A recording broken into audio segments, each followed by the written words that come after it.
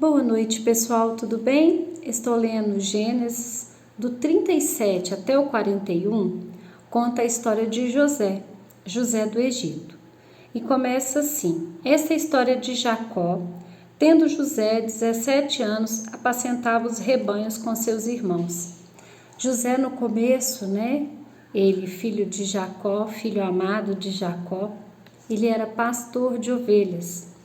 E aí Jacó amava-o demais, os irmãos sentiram muita inveja dele, muito ciúme. Em determinado momento da história, eles vendem José. E aí José se torna o quê? Escravo, prisioneiro. É levado para o Egito. Chegando lá, ele é vendido para Potifar. Na casa de Potifar, Potifar vê o quanto ele é cuidadoso com as coisas e o coloca como mordomo. Ele está ali cuidando das coisas da casa. A mulher de Potifar se encanta por ele, tenta dormir com ele, ele foge, mas de qualquer forma é acusado. E aí ele vai parar onde? Numa prisão. Ele se torna prisioneiro. Quando ele se torna prisioneiro, na prisão ele faz tudo direito na prisão e o carcereiro deixa ele tomando conta com toda a confiança, porque ele fez um bom trabalho lá como prisioneiro. Lá ele interpreta sonhos e em determinado momento Faraó precisa que alguém interprete sonhos e ele é lembrado. E ele vai até a casa de Faraó.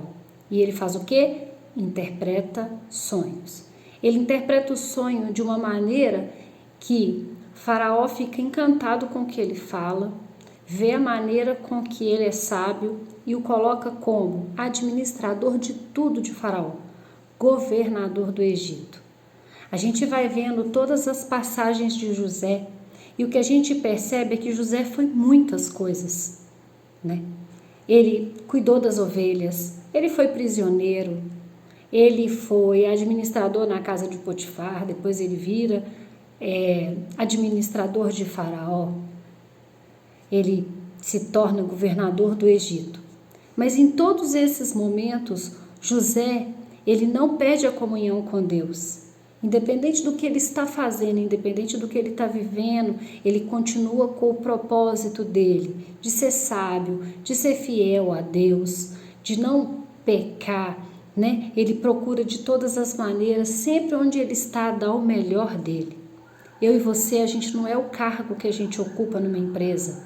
Seja você gerente, supervisor, vendedor, dono, enfim. Nós não somos o cargo que a gente ocupa. Nós não somos o carro que a gente dirige. Nós não somos a casa que a gente adquiriu. Nós não somos o sobrenome que a gente carrega. Nós somos especiais para o Senhor. Cada um de nós tem uma digital própria. Nem gêmeos têm as mesmas digitais. Eles têm aparências iguais, mas são pessoas distintas. Nós somos pessoas distintas. Então a gente não é o cargo que a gente ocupa. A gente é especial para o Senhor. Então hoje, eu e você, independente do que a gente esteja vivendo, independente do cargo que a gente esteja ocupando, independente do que a gente acha que a gente seja humilde.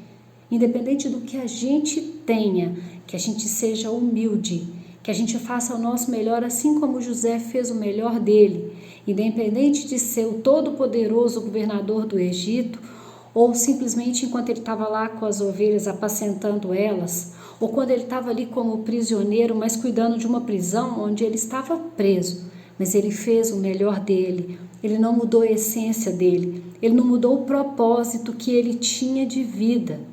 A gente não pode mudar o nosso propósito. Todos nós nascemos com um propósito. O Senhor tem um propósito para cada um. Se a gente não sabe, que a gente descubra qual é o nosso propósito e que a gente siga firmado nele, firmado na palavra do Senhor, sem desviar para a direita, sem desviar para a esquerda, olhando sempre para frente, olhando o alvo que é Jesus, que é o nosso Salvador maravilhoso, que deu a vida dele por nós, para que a gente também depois pudéssemos viver uma vida pautada nele, em viver para ele, em função do propósito que ele deixou para nós. Eu desejo uma noite maravilhosa.